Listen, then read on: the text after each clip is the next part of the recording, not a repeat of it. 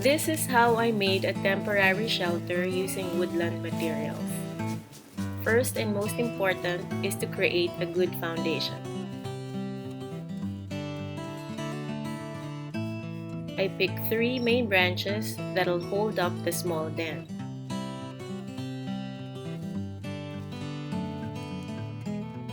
From there, I lined it up with smaller sticks on each side to look like the shelter's skeleton.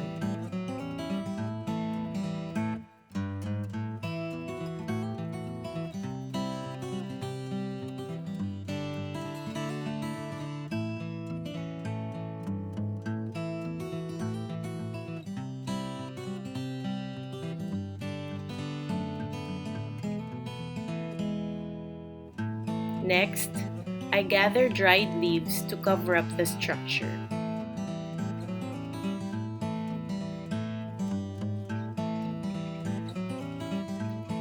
This serves as a fun activity for learners to help in gathering woodland materials and building a natural shelter.